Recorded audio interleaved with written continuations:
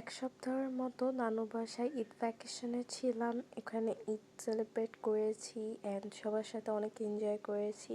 Finally 26শে March চলে আসতে হলো বাসায়, কারণ আমাদের 29 তারিখে স্কুল খুলে দিবে। তার আগে তো বাসায় এসে কিছুদিন রেস্ট নিতে হবে বা সবকিছু একটু প্রিপারেশন থাকতে হবে। এই দিনে আমার বড় মামার ফ্লাইট ছিল রিয়াদের জন্য। তোমরা তো দেখেছিলে যখন আমার বড় মামা এসেছিল তখন আমি একটা ব্লগ মেক করেছিলাম। যখন বড় মামা বাংলাদেশে এসেছিল তখনও আমরা নানু বাসায় ছিলাম, এবং এখন যখন বড় মামা চলে যাচ্ছে তখনও আমরা আছি মামার সাথে। তো আমার খুবই ভালো লাগতেছে এই ছোট্ট ছোট মোমেন্টসগুলো। আকারে যেহেতু এই ছোট্ট ছোট মোমেন্টসগুলো আমি ক্যাপচার করে রেখেছি, তাই এগুলো খুবই সুন্দরভাবে মেমোরিজ হয়ে আমার এই ইউটিউব চ্যানেলে বা পেজে থেকে যাবে। হ্যালো এভরিওয়ান, আসসালামু আলাইকুম, this is me Fahmida and welcome to my another new blog. আজকে তোমাদের সাথে বাসায় ব্যাক করার দিনে ব্লগটাই শেয়ার করব। তো বাসা থেকে বের হয়ে পড়লাম দুপুর 2টার দিকে। আর এখন তোমরা যে বাসাটা দেখতে পাচ্ছ এটা হচ্ছে বড় মামা বানাচ্ছে তার এই ডুপ্লেক্স বাড়ি। মামার এই ছাদটা পুরোটা ঢালাই দেওয়া শেষ হয়ে গেলেই আর কি মামার এই ছুটি শেষ হয়ে যায়। তো আজকে বড় মামার সাথে আমরা একসাথে ঢাকায় চলে যাব। এখানে সবাইকে বিদায় দিয়ে দিচ্ছি। এখানে মামা আমাদের জারিফা বেবিকে বিদায় দিয়ে দিল। জারিফা তো আসলে ছোট মানুষ, তাই কিছুই বুঝতে পারছিল না, বাট হ্যাঁ একটু বুঝতে পেরেছিল যে আমরা চলে যাচ্ছি।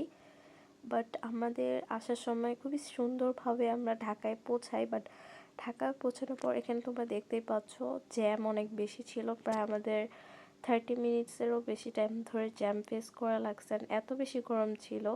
তো ঢাকায় আসার পর হচ্ছে ফার্স্টে খালামণিদের বাসায় যাই।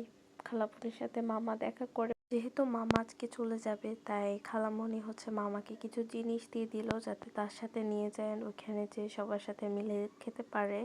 তো খাওয়ার জিনিসই দিয়েছিল। তো বাসায় আসার পর হচ্ছে আমি দ্রুত সব কিছু ক্লিন করে ফেলি। এমনিতেও হচ্ছে বাসায় যাওয়ার আগে আর কি আমরা সব কিছু ক্লিন করে গিয়েছিলাম। তো আমাদের সাথে হচ্ছে আমার বড় মামার কাজিন এসেছিল। মামার ফ্লাইট ছিল রাত 1টার দিকে। তো আমরা ঢাকায় পৌঁছাই, মানে আমাদের বাসায় আসি সন্ধ্যা 7টার দিকে। তো তাই হচ্ছে দ্রুত সব কিছু ক্লিন করে ফেলি। আর ততক্ষণে মামারা হচ্ছে বাহিরে ছিল, তো ওদের কিছু কাজ ছিল ওইগুলো শেষ করে আস্তে আস্তে তার মধ্যে হচ্ছে সব কিছু আমরা করে ফেলি। আর আম্মু হচ্ছে এখানে রান্না বসায় দেয়, যতটুকু সিম্পলভাবে করার চেষ্টা করছিল, কারণ মামা বেশি ভারী কিছু খেতে চাচ্ছিল না, প্লাস হচ্ছে সেরকমভাবে আমাদের টাইমও ছিল না। এরপর খাওয়া দাওয়া করে সবাই চা খেলাম অ্যান্ড দেন হচ্ছে মামাকে একটু রেস্ট নেওয়ার জন্য বলা হলো, যেহেতু একটু পরে অনেক লং একটা জার্নি করতে যাবে। অ্যান্ড আমার মামার ফ্লাইট ছিল যেহেতু রাত 1টার দিকে, তো সবাইকে বের হতে হয় রাত 11:30টার দিকে। আসলে বের হতে হতে একটু লেট হয়ে গিয়েছিল, বাট আলহামদুলিল্লাহ সেফলি পৌঁছেছে।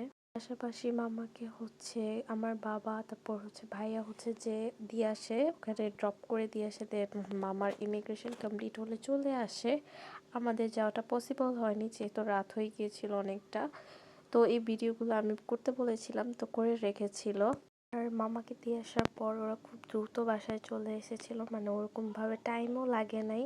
তো এই তো আজকে যতক্ষণে ব্লগটা শেয়ার করতেছি ততক্ষণে মামা তার সেই দেশে আছে। তো আলহামদুলিল্লাহ সে সেফলি পৌঁছেছে।